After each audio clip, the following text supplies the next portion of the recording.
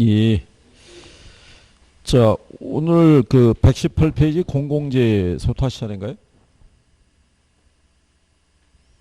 맞나요? 예. 118페이지 11번에 가면 공공재라고 이제 구성이 되어 있고요. 예.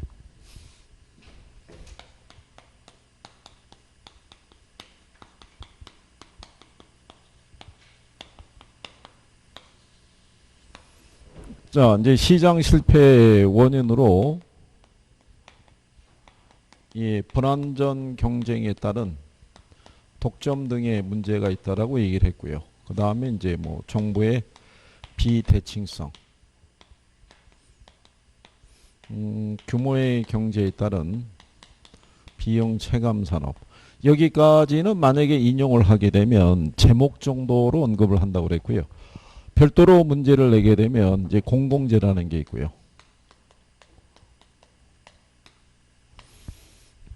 그래서 이제 이 공공재는 성격이 비경합성과 비배제성이 있다라고 얘기한 거죠. 그리고 이제 공공재라는 게 그 일반적으로 보면은 우리나라 정부 입장에서는 토지는 공공재로 취급해요. 주택은 준공공재로 보고. 그 다음에 이제 기반시설이 있죠. 뭐 항만이라든가 뭐 철도라든가 도로라든가 터널이라든가 이런 것 기반시설도 대부분 공공재의 성격을 갖고 있죠.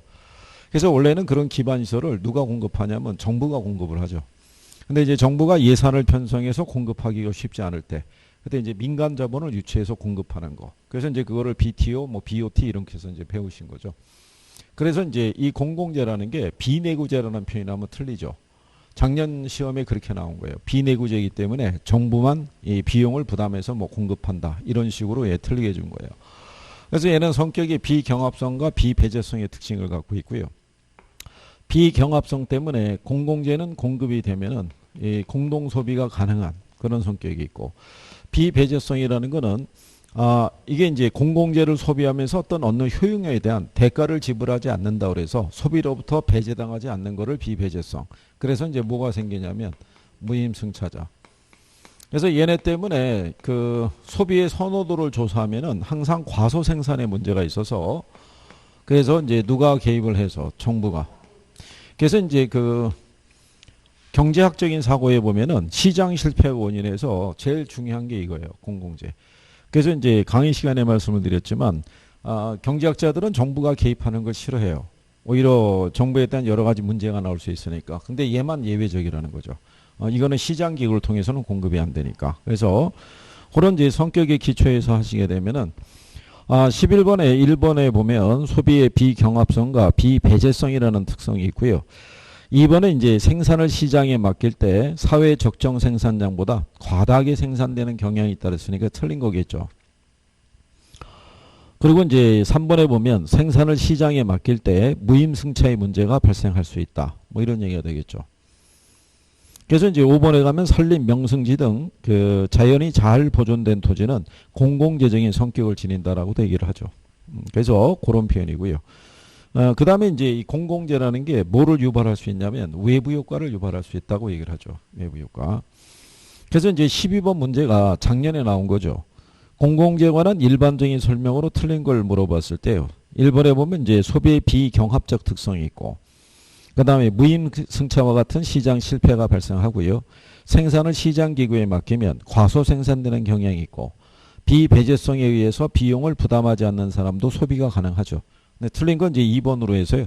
비내구재이기 때문에 정부만 생산 비용을 부담한다 그러니까 틀리다는 얘기가 되겠죠. 이게 이제 대부분 내구재적인 성격이 강하죠. 기반시설 뭐 이런 것들이고 뭐 토지 뭐 이런 것도 마찬가지니까. 그래서 이제 이게 정부가 이번에도 여실히 나오는 게 주택 공급이 부족하니까 공급을 늘려야겠는데 땅이 없는 거죠, 땅이. 그래서 그 땅을 갖다가 어떻게 효율적으로 이제 관리해야 되느냐. 그래서 토지 정책 중에서 중요한 것 중에 하나가 공공재로서 토지를 비축하는 것도 있죠. 예, 그게 중요한 정책 중에 하나가 돼요. 그래서 국토교통부 장관이 10년 단위로 토지 비축 계획을 수립을 해서 발표하도록 돼 있어요. 그래서 올해 발표한 거예요. 그러니까는 2010년에 발표했고 2020년에 발표했고 2030년에 10년 주기로 그런 식으로 운영하고 있다라고 보시면 되겠죠. 예, 그래서 이제 공공재에 관한 부분이고요. 뒤로 가시면 이제 외부 효과에 관한 부분이 있어요. 얘도 이제 시험상에서 단독적으로 나올 수 있는 요건이 되는 애예요. 안 그러면은 두 개를 묶어서 내는 것도 생각해 볼 수도 있는 거죠. 하나만 내는 부분이 아니라. 이렇게 예측할 수 있죠. 작년에 공공재가 나왔잖아요. 근데 공공재가 지금까지 세 번 나왔는데, 예, 세 번이 나올 때 텀이 길었거든요. 그럼 이번에 한 번 나오면 또 안 나오겠지, 당분간. 예, 그렇게 생각했는데, 그리고 이제 외부 효과가 나올 차례가 아닌가? 그렇게 생각했는데 두 개가 묶여서 나올 수가 있죠. 같이. 예, 그러니까 기본적인 거는 같이 정리가 돼야 된다는 얘기죠. 자, 그래서 이제 이 외부 효과에 대한 부분은요, 요거는 의의도 물어보는 거죠. 그죠? 예. 이건 어떤 이제 경제 주체의 경제 활동이 있죠. 예, 이게 어디를 통하지 않고, 그렇죠. 시장 기구를 통하지 않고 제3자의 경제적 후생에 영향을 미치는 거. 그걸 우리가 이제 외부 효과라고 그러고요. 지난번에 얘기했지만 이 경제 주체의 경제 활동이 있죠. 경제 활동은 요게 생산 또는 소비 활동을 얘기하죠. 그래서 외부 효과를 보면은 생산 과정에서도 발생할 수 있고 소비 과정에서도 발생할 수 있다. 그래서 이제 120페이지 그 13번 문제에 2번 지문에 그렇게 나와 있죠. 외부 효과에는 생산 과정에서 발생할 수도 있고 소비 과정에서도 발생할 수 있다. 그런데 이제 여기서의 표현상에서 보면요. 이게 정예외부 효과라고 있죠. 정예외부 효과를 다른 말로 외부 경제. 또 얘를 긍정적 외부 효과. 그죠? 예, 그 다음에 양의 외부 효과. 표현을. 예, 이런 식으로 다양하게 바꿔 쓸 수 있다는 거죠. 그래서 이제 얘는 사적 비용하고요. 그 다음에 사회적 비용이 있죠. 이거를 사적 한계 비용 또는 사회적 한계 비용 이렇게 쓸 수도 있어요. 예, 근데 여러분 시험에는 한계라는 표현은 빼고 주니까 예, 그냥 이거는 이 비용이 크죠. 그래서 이제 거기에 따른 과소 생산에 문제가 있고요. 대신에 이제 사적인 편익하고요. 사회적 편익을 비교하면은 얘가 크죠. 근데 과소 생산에 따른 무슨 문제가? 과소 소비의 문제가 있더라. 그리고 이제 정예외부 효과랑 관련 있는 게 핀피 현상이죠. 예. 그리고 이제 부예외부 효과를 가게 되면 이거는 이제 외부 불경제, 외부 비경제 이렇게도 써요. 또 이렇게 해드릴까요? 이걸 불 또는 비라고도 얘기를 해요. 그 다음에 이제 부정적 외부 효과 또는 음의 외부 효과 뭐 이렇게도 표현해요. 이거는 이제 사적인 비용하고요. 사회적 비용이 있으면 무슨 비용을? 네. 요걸 시험에 가끔 써요. 부예외부 효과는 사회적 비용을 발생시킨다라든가 또는 부예외부 효과의 문제를 해결하기 위해서는 사회가 부담하는 비용이 있죠. 예, 이게 늘어난다든가 뭐 이런 식의 표현이 들어오죠. 대신에 이제 사적인 편익하고요. 사회적인 편익이 있으면 이건 사적인 편익이 크죠. 거기에 따른 과대 생산과 과대 소비의 문제가 있다. 이런 것들에 대해서 그죠? 예, 그러면 이제 외부 효과 문제를 해결할 수 있는 방안이 있죠. 해결책 중에서 가장 대표적인 거. 그 지역지구제.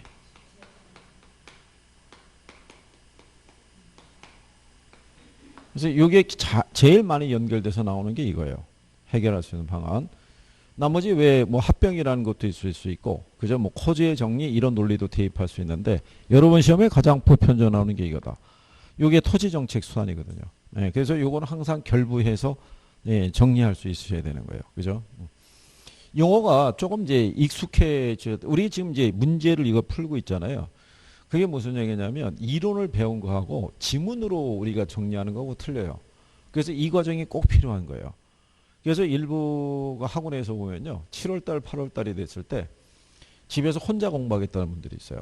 답하고 해설이 있으니까 혼자 봐도 되지 않을까? 그런데 그게 또 틀린 거예요. 이거는 강의를 들으면서 이론에서 배웠던 거를 오지선다로 바꾸는 작업을 같이 해봐야 돼요. 이렇게 이 과정을 겪어야 이제 9월에 동영 모의고사 이런 거 하면은 거기에 맞춰서 40문제를 풀 수 있는 기초가 쌓여지는 거예요. 이게 그리고 혼자서 공부하실 때는요, 밑에 해설이 있고 여기 답이 있잖아요. 그 유혹을 이기기 어려워요. 쓱 풀다가 벌써 답이 안 나올 것 같으면 시선이 이쪽으로 쓱 가는 거죠. 그러고 난 다음에 답을 확인한 다음에 보면 좋은 얘기예요. 내가 하는 거랑 똑같은 거예요. 그냥 그로 넘어가는 거예요. 그러니까는 이게 정리가 안 돼요. 그러다가 답하고 해설이 없는 모의고사 이런 거 풀잖아요. 그러면 당황하는 거예요. 이거 뭐서 보기는 본 것 같은데 얘도 맞는 것 같고 얘도 고 얘는 뭐라는 거야? 뭐 이러면서 이제 그죠? 예. 그리고 문제 풀 때까지 생각은 안 나고 답하고 해설 보면 생각이 나고 뭐 그런 거죠. 그래서 이게 그 공부하신 분들이 인강을 통해서 공부도 마찬가지지만 기본 문제 과정을 약간 가볍게 생각하는 경향이 있는데 안 그래요. 이 과정은 꼭 겪어 주셔야 돼요. 거쳐서. 그래서 이제 문제를 할 때는 그래서 예습이 중요해요. 풀어갖고 들어와야 그래서 내가 여기서 무슨 지문에서 이해가 안 되고 이게 이제 이런 거 뭐 이런 걸 한 다음에 들어와서 다시 복습을 해줘야 되는데 안 하면 소용이 없죠. 그렇지 않겠어요? 심지어는 그 다음 페이지에 답이 있어요. 지문에. 여기서 물어볼 거 아니겠어요? 그러면은 못 들은 체 하잖아요. 그죠? 그럼 페이지 한번 넘겨보면 거기 내용이 있잖아요. 그러면 선생님이 알죠. 예습해왔다 안 했다가. 예습을 했으면은 당연히 다 확인을 했을 텐데. 그렇잖아요. 자, 그래서 이제 13번에 가면요. 외부 효과에는 외부 경제하고 외부 비경제 이렇게 있고요. 외부 효과는 생산 과정에서 발생할 수 있고 어디서? 소비 과정에서. 근데 생산 과정에서 외부 불경제를 발생시키는 재화의 공급을 시장에 맡길 때 그 재화는 사회적인 적정 생산량보다 과다하게 생산되는 경향이 있다라고 얘기를 하죠. 그래서 이 균형이 이제 맞잖아. 시장의 실패가 발생할 때 얘가 주로 나왔던 거예요. 부예비 효과가 무슨 생산에 문제가 있다. 과대. 아까 우리가 공공재에서도 과다 생산되는 경우 있다고 그러죠. 과소 생산인데. 가장 대표적으로 그거 바꿔주는 거예요. 그래서 그렇게 구별하시면 되겠고요. 그 다음에 이제 5번 지문에 보면 토지 이용의 행위에서 발생하는 외부 불경제는 토지용 규제의 명분이 된다고 그러죠. 그때 쓰는 정책수단이 지역지구제죠. 이렇게. 그래서 4번에 외부 효과는 어떤 경제 주체의 경제 활동의 의도적인 결과가 시장을 통해서 이렇게 나가죠. 그러면 그건 외부 효과가 아니죠. 예를 들어서 이런 거죠. 유가가 어떻게 돼요? 인상이 돼요. 그러면 요 기름을 석유를 기준으로 해서 제품을 만드는 일반적인 업체 있죠. 그래서 플라스틱의 판매 가격이 상승했다. 이거는 시장 기구를 통해서 가격에 반영이 된 거잖아요. 그렇잖아요. 이런 건 외부 효과라고 할 수가 없는 거예요. 무슨 말인지 이해하시겠죠? 그래서 그런 내용으로 인지하시면 되겠고. 그 다음에 이제 14번에 보면요. 옳지 않은 거를 물어봤을 때 1번에 보면 부의 외부 효과에 대한 규제 있죠. 이거는 부동산 가치를 상승시키는 효과를 가져올 수 있죠. 그리고 정의 외부 효과의 경우에 비용을 지불하지 않는 사람도 발생되는 이익을 누릴 수 있겠죠. 아파트 인근에 공원이 조성이 됐을 때 아파트 단지 내 사람들의 조망권이나 이런 거는 상당히 개선이 됐죠. 근데 공원을 조성할 때 뭐 비용 부담을 안는 건 아니잖아요. 거기에 대한 혜택만 누릴 수 있다는 것 뿐이죠. 그래서 지역지구제나 토지용 계획은 외부 효과 문제의 해결 수단이 될 수 없다 그랬으니까 틀렸겠죠. 그렇죠? 그래서 5번에 보면 부의 효과가 발생하는 재화의 경우 시장에 맡겨두면 지나치게 많이 생산될 수 있다 이렇게 해놨죠. 그러니까 부의 효과에서는 이제 이렇게 과다 생산, 그런 부분, 그 다음에 사회적 비용을 발생할 수 있다라는 거. 뭐 이런 몇 가지 포인트 되는 거를 정확하게 구별할 수 있으시면 될 거예요. 그죠? 그 다음에 15번에 보시면 외부 효과에 관한 설명으로 틀린 걸 물어봤을 때 2번 지문에 보면 어떤 사람이 타인의 경제 행위로 인해서 아무런 보상 없이 일방적 피해를 받는 경우를 우리가 부의 외부 효과라고 할 수 있는 경우죠. 그렇죠? 그러니까 어떻게 보면 층간소음 문제라는 것도 여기에 결부되어 있다고도 할 수 있어요. 그렇지 않겠어요? 그리고 지금도 우리나라에서는 물론 법원에서 판결 내린 건 있어도 층간소음은 여전히 풀리지 않는 숙제예요. 그게 가만히 있다가 어느 순간에 뒤에 이사가 들어와 새로 이사 들어와 가지고 그 다음서부터 시끄럽고 하다 보면은 감정이 우리나라 사람들이 그러잖아요. 처음에는 참죠. 계속 그래. 내가 평상시에 인자기로 소문이 났는데 참아야다가 그러다 쌓이다가 작은 일에 그냥 빵 하고 터지면 그 순간에 사람이 확 해갖고 저 양반이 왜 저러지 할 정도로 그죠? 그러다가 이제 그게 또 말이라는 게 그렇잖아요. 올라갔는데 나이가 좀 어려 보이는데 얘기가 나오는 게 약간 기분 나쁘게 나오면은 그때부터 이제 우리나라 정서 나오는 거죠. 몇 살이야부터 시작해가지고 이제 막 나오는 거죠. 그래갖고 참 이제 족보 나오고 이제 그러면 이제 심각해 주는 거죠. 그래서 이제 어떻게 보면 우리나라 같은 경우는 물론 이제 남북이 대치하고 있는 경우도 있지만 우리나라는 총기 규제가 엄격하게 제한이 돼 있잖아요. 그거 만약에 풀어줬으면 큰일 났을 거예요. 그죠? 하루가 멀다고 그냥 빠방빵빵 막 이런 소리 막 나왔을 거예요. 그죠? 예, 그러니까는 그게 많이 이제 사전에 조율을 잘 해야 되고 제가 볼 때는 이게 그 지금 약간 뭐 개인적인 문제로 치부가 되고 있는데 이게 사회 문제로 어쨌든 공론화시켜서 토지 정리의 논리가 그거거든요. 개인의 재산권에 대한 그 피해 보상 기준을 마련을 해주면 당사자 간의 협상을 통해 갖고 문제가 해결할 수 있도록 유도를 해줘야 되는데 그거는 이제 정부의 개입 없이 그 이제 당사자끼리 해결하는 논리거든요. 근데 저희가 볼 때는 정부가 개입을 해서 가이드를 줘야 돼요. 가이드를 이번에도 왜 그 임대차 3법 있죠. 예, 그걸 할 때 그 임대업자가 임차자하고 둘이 협상을 해서 그 해결하라고 그러면 해결이 되겠냐고요. 안 되니까 정부가 법으로 정해주는 거 아니에요. 가이드를 세세하게. 마찬가지로 층간소음 문제도 기준을 마련해 줘야 돼요. 그래서 이걸 이제 일반인들이 얘기하면은 그 몇 데시벨 이상의 소음이 있죠. 예, 그거를 우리가 측정하기는 어렵잖아요. 그게. 그러니까 정부가 이거는 어느 정도의 소음이고 이런 게 1시간 또는 30분 이상 지속이 되면은 이게 피해를 주는 걸로 간주해서 그럼 협상을 해가지고 내가 한 30분 또는 1시간 동안 소음이 이렇게 날 예정이니까 거기에 대한 피해 보상으로 시간당 예서 5만 원을 주겠다. 시간당 10만 원을 주겠다. 아, 그런 건 마음대로 뛰라 그러나요? 아, 그래요? 그러니까 어쨌든 그렇게 하면은 불만이 있을 수가 없는 거죠. 그럼 차라리 이럴 수 있잖아요. 그래요? 1시간? 얼마 준다고요? 5만 원? 나가서 카페 가서 커피 한 잔 마시고 와야지. 이걸로 피해 갈 수 있는 거잖아요. 예. 안 그러면, 아, 우리도 그때 손님이 오기로 해서 좀 곤란한데. 그러면 이제 저쪽 위에서는 뭐라고 그러겠어요? 10만 원 더 쓸까요? 뭐 이렇게 얘기를 한다든가. 안 그러면은 알겠습니다. 그럼 공사를 내일로 늦춘다든가. 뭐 이러면서 이제 합의를 할 수 있는 거죠. 자, 어쨌든 뭐 그런 내용이죠. 그래서 이제 15번에 4번 지문에 보면 용도지역 지구제 같은 토지이용 규제는 부의 외부효과를 억제하기 위한 수단으로도 이용이 된다. 이렇게 나오죠. 그리고 정의 외부효과를 발생시키는 재화는 사회적으로 적정한 수준보다 더 많이 생산이 된다는 게 틀렸겠죠. 그냥 일단 이런 거죠. 좋은 건 부족해요. 항상 안 좋은 애들이 넘쳐난다고 생각하시면 돼요. 그래서 그런 쪽으로 간략하게 정리하시면 되겠고요. 그 다음에 이제 뒤를 넘어가시게 되면은 16번에 외부 효과의 문제와 해결 방안에 대한 설명으로 부적절한 걸 물어봤을 때요.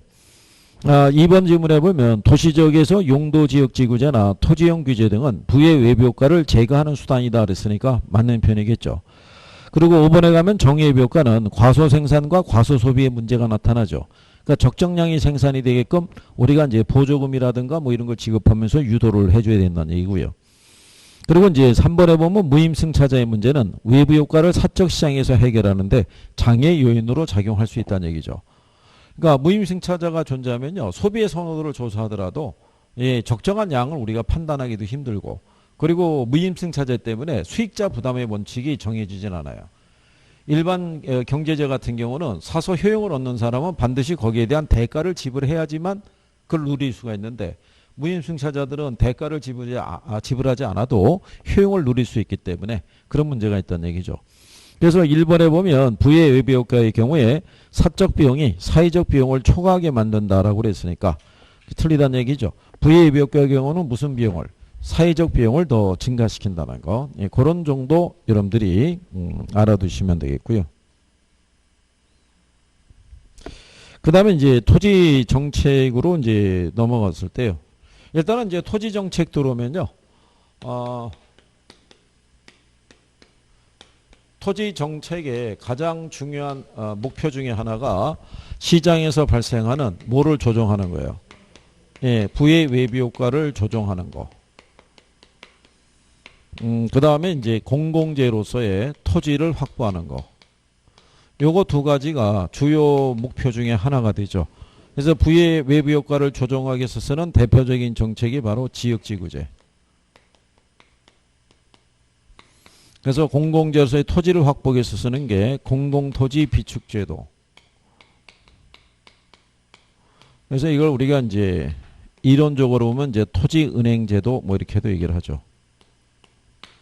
근데 이제 여기서도 이런 게 있죠. 사서 뭐 해야 돼요? 비축을 해야 되죠. 자, 비축을 할 때 이제 우리가 토지 선매라고 이제 배우셨죠.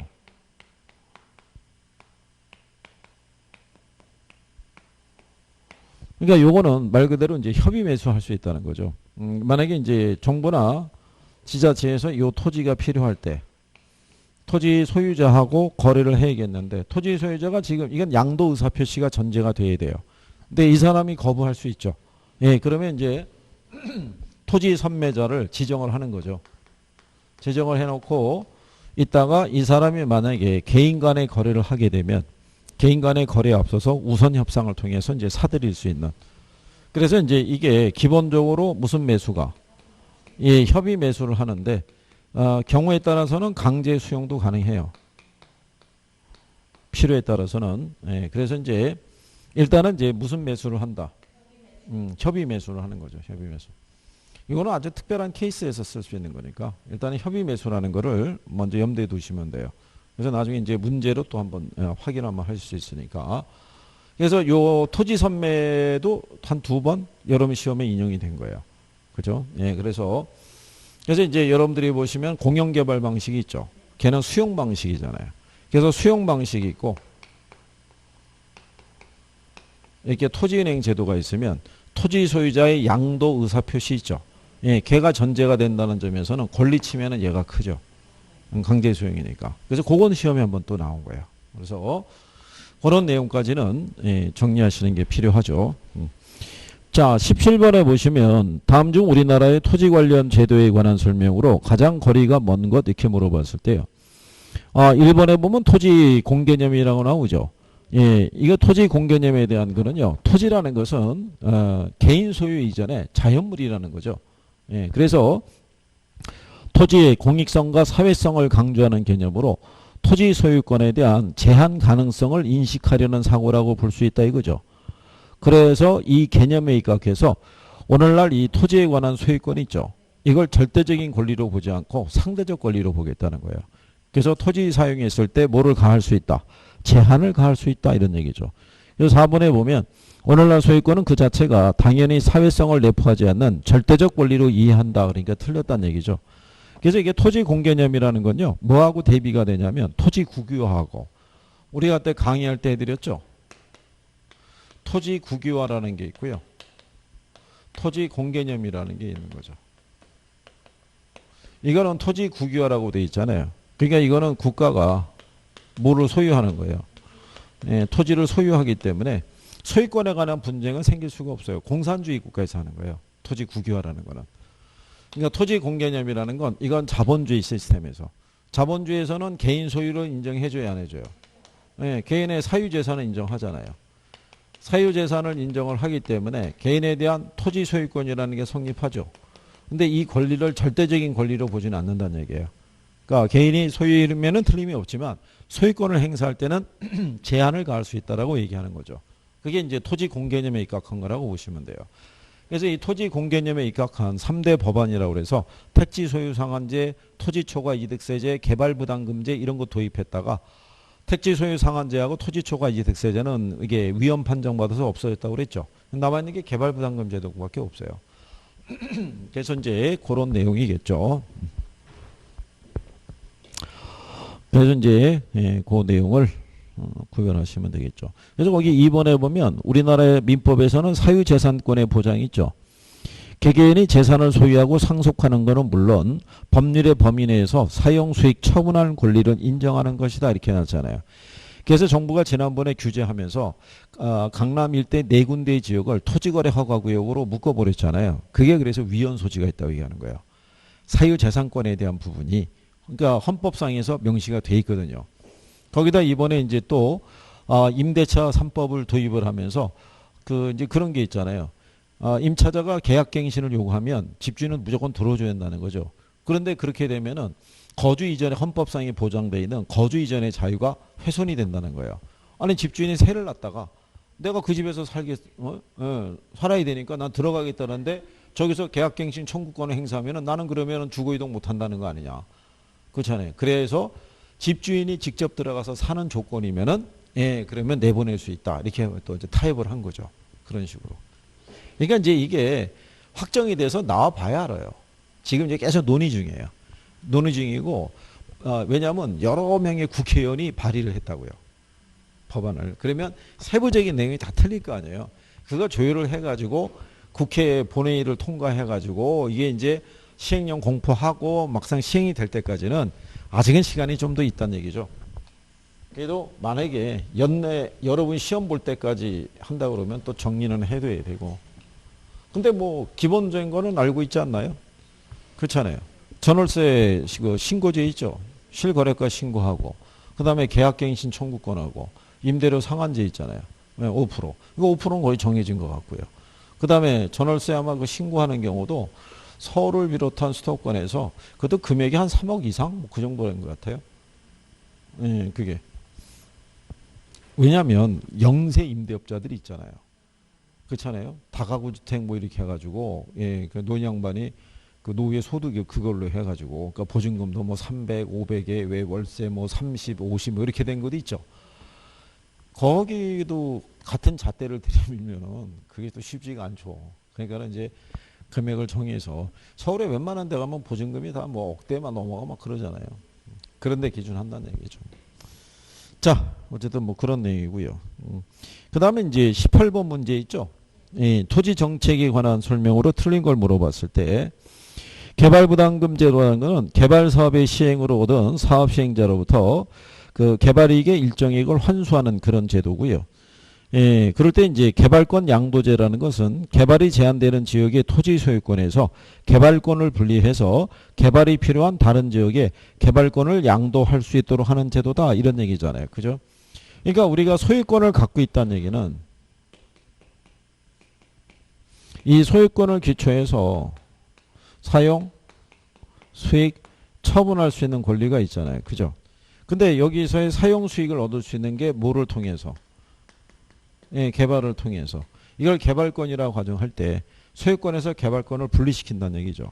그러니까 이 토지에서는 이거는 사용할 수 없다는 거죠. 대신에 요거를 분리해서 요쪽에 개발 지역이 있죠. 개발 지역의 개발업자하고 이걸 거래할 수 있다는 얘기죠. 그러면 자기가 여기서 사용 수익을 행사하지 못하는 손실에 대해서 여기서 거래를 통해서 손실을 메꿔주는 제도죠. 이게 개발권 양도이자의 논리고요.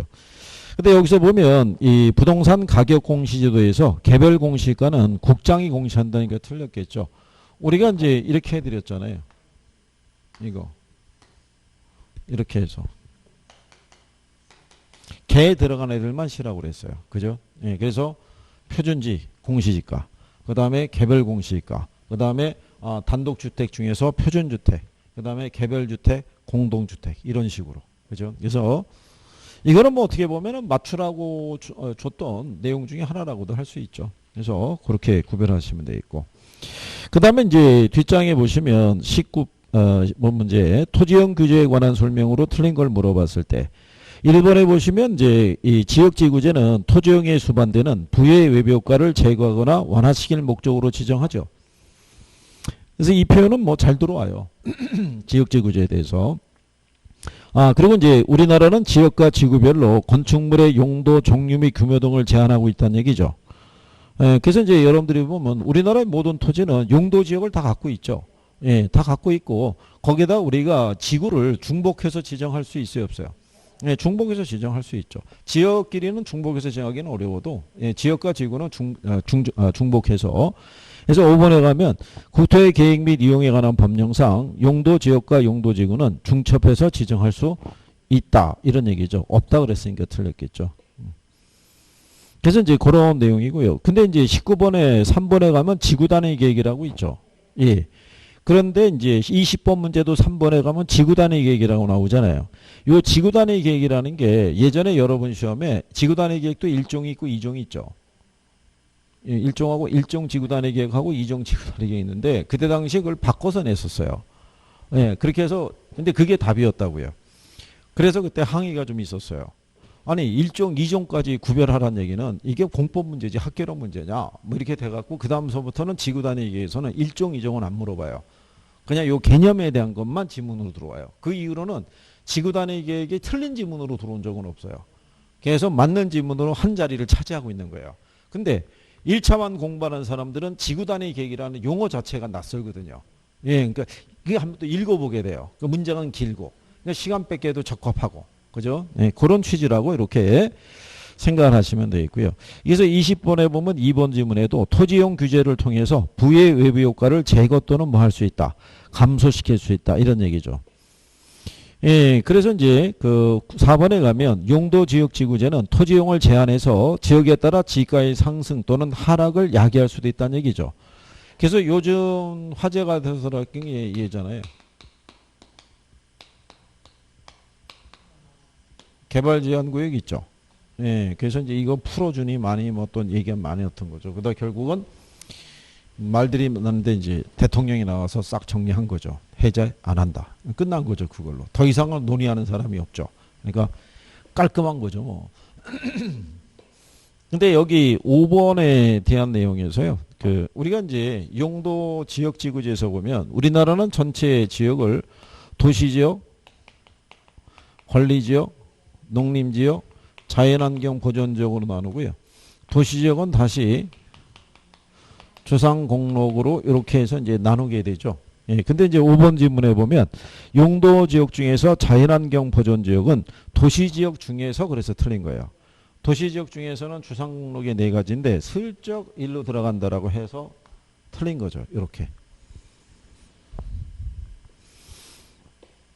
그래도 저기 뭐예요. 그 1차만 공부해서 2차를 전혀 안 본 사람은 이게 어려웠을 거라고요. 자기가 볼 때는 처음 보는 게 많잖아요. 지구 단위계, 용도 지역 지구제, 자연환경 보존지역 뭐 이런 거. 그렇잖아요. 근데 얼핏 봤더니 자연환경 수자원 해상 이거 보조 필요한 지역이라고 그랬잖아요. 그거 다 맞는 거예요. 도시지역이라는 게 들어가서 틀린 거지. 그 안에서. 예, 어쨌든 예, 그런 내용이죠. 그 다음에 이제 21번에 가면 토지용 규제 또 나오죠. 근데 1번에 보면 지역지구제 있죠. 예, 부의 외부 효과를 차단하는 그런 효과가 있다라고 얘기를 하죠. 그렇죠? 예. 그래서 이제 4번에 보면 외부 효과가 존재할 때는 그 효과는 주변의 부동산 가치에 반영되지 않는다는 게 틀렸겠죠.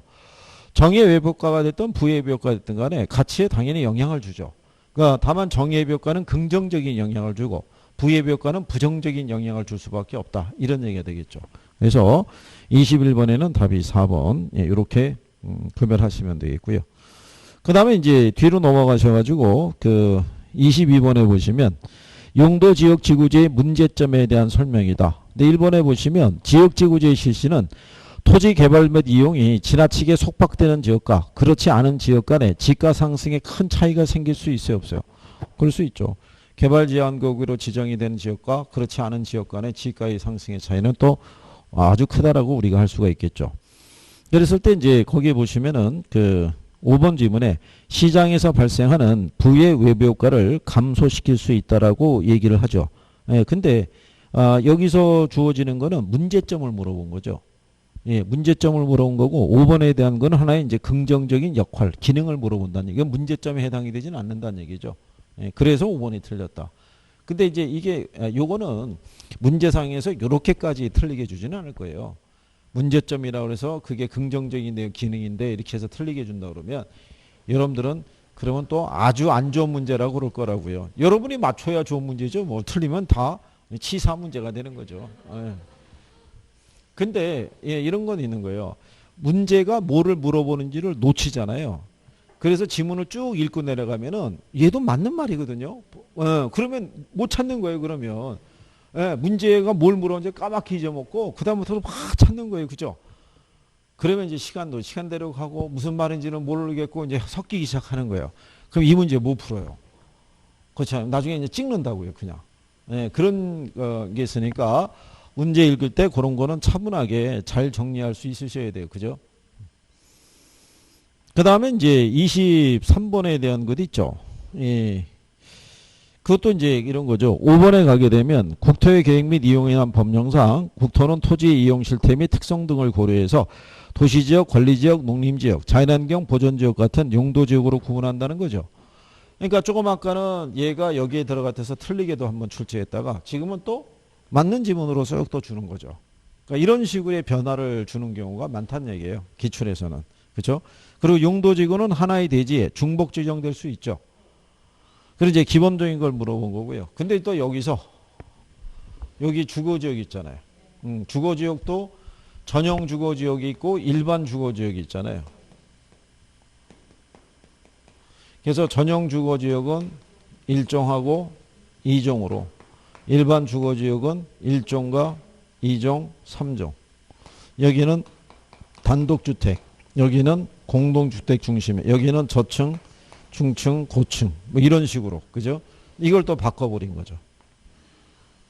이렇게. 그래서 이제 거기 보시면 2번 지문에 국토의 계획 및 이용에 관한 법령상 제2종 일반 주거지역은 공동주택 중심의 양호한 주거환경을 보호하기 위해서 필요한 지역이다 이렇게 해놨잖아요. 일반이 아니라 전용 주거지역이죠. 그러니까 이제 요거는 그런 거죠. 처음에는 같이 1, 2차를 공부했다가 어느 시점에선가 2차하고 이별을 한 거죠. 그러니까 아주 안 본 건 한데 어디서 보긴 본 거죠. 그러면 순간적인 착각이 있죠. 맞는 것 같아. 그러면 이제 또 답을 못 찾는 경우죠. 그렇게 배열을 해준 거예요. 그러니까 여러분에게 주어지는 문제는 내용을 어렵게 해서 틀리게 한다기보다는 실수와 착각을 유도하는 거예요. 제한된 시간 안에. 시간을 압박을 받잖아요. 그죠? 그래서 자꾸 모의고사 보면은 연습하셔야 돼요. 그죠? 예, 그런 게 필요하니까요. 자, 그래서 이제 그런 내용이고요. 그 다음에 24번에 가면 개발권 양도제가 나오죠. 예, 개발권 양도제는 우리가 이제 뭐를 시행했을 때요. 지역지구제를 시행을 하게 되는 과정에서 뭐가 나오냐면 이건 말 그대로 토지 이용을 뭐 한다는 거예요. 규제하는 건데 토지 이용 규제에 따른 형평성 문제 있죠. 예, 이거를 완화하기 위해서 우리가 쓸 수 있는 게 뭐다? 그게 개발권 양도제라고요.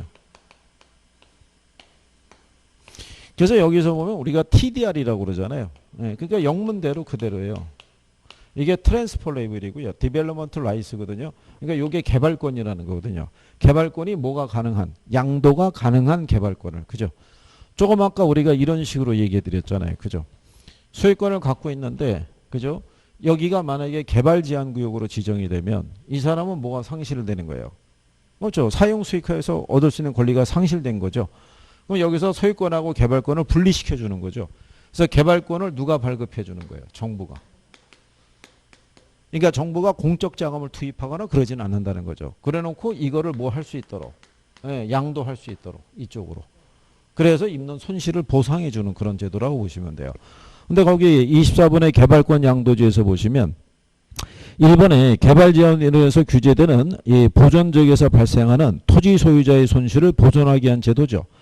근데 3번에 봤더니 규제지역 토지 소유의 손실을 개발지역 토지에 대한 소유권이 있죠. 예, 이 지역에 대한 소유권으로 이 손실을 보상해 주는 제도는 아니란 얘기죠. 예, 그래서 그게 잘못됐다는 거죠. 그래서 여기 이 제도의 가장 큰 특징 중에 하나가 뭐냐면 공공이 부담해야 되는 비용이 있죠. 예, 이거를 절감하면서 규제에 따른 손실의 보존이 이루어진다는 점에 의의가 있다. 이런 얘기죠. 그래서 답이 이제 3번 이런 얘기죠. 자, 그래서 이제 25번에 보면요. 개발권 양도제 보시면 이렇게 돼 있죠. 도시성장 관리 기법의 하나로 뭐를 보완하기 위한, 지역지구제를 보완하기 위한 그런 제도고요. 3번 지문에 보면 공공의 직접적인 비용 부담 없이 규제에 따른 손실 보상을 할 수 있다는 장점이 있다는 얘기죠. 근데 4번에 보면 토지 소유자 간의 형평성은 다룰 수 있는데 비소유자 간의 형평성은 다루지를 못해요.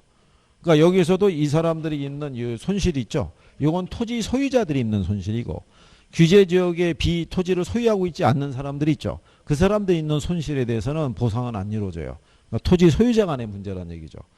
근데 5번에 보면은 이미 설정된 규제 상한선을 초과할 수 없기 때문에 개발 유도 지역에 과밀이나 혼잡도 막을 수 있다라고 그러죠. 이게 틀렸다는 얘기죠.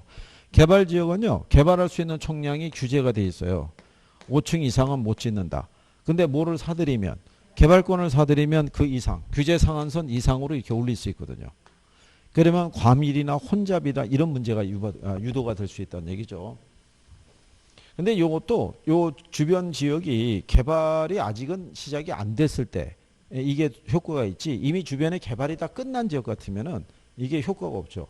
개발권이 매매가 안 될 테니까. 먼저 그런 요건도 좀 있어요. 그래서 이제 그렇게 정리하시면 되겠고요. 그 다음에 이제 뒤에 보시게 되면은 또 다른 이제 토지 정책 수단이라고 또 주어져 있죠.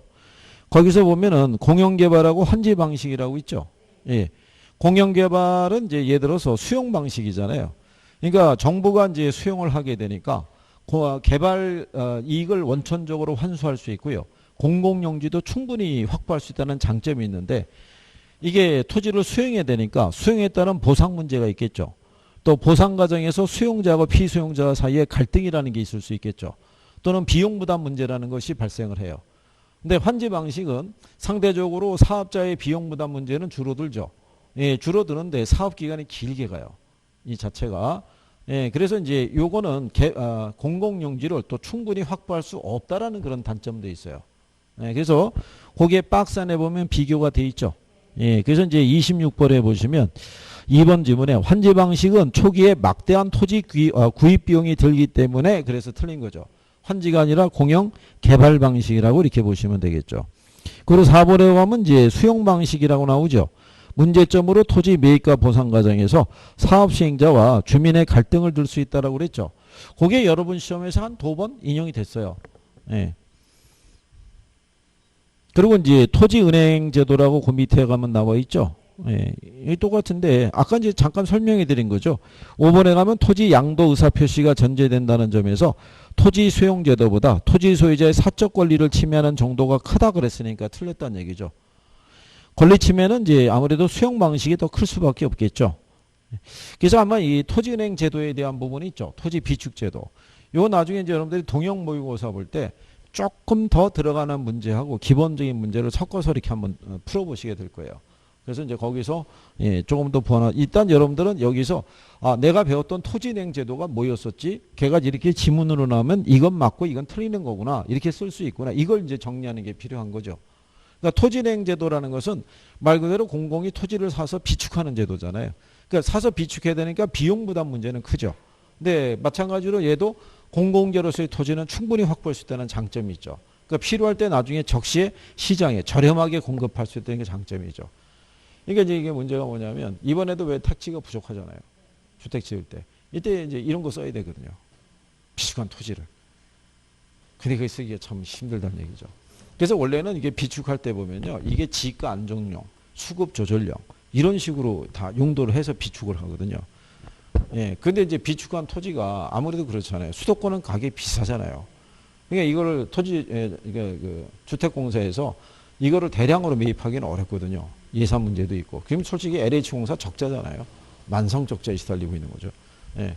그럼 결국 지방으로 내려갈 수밖에 없으면 지방에는 땅이 있는데 문제는 거기에 누가 가겠냐는 거죠. 그렇잖아요. 거기서 암만 지어서 공급해봐요. 그렇잖아요. 예, 그런 현실적인 문제도 존재하더라 이런 얘기죠.